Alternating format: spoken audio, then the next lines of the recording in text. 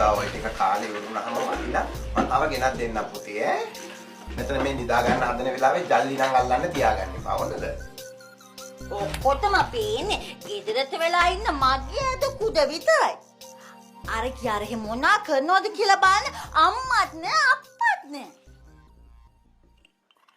මම මෙහි සීනි පිටි පාප්ප කන වෙලාවේ අර කොහේ ඉනම් කාත් එක්ක මොනා කනවද කියන්න කවුද දන්නේ?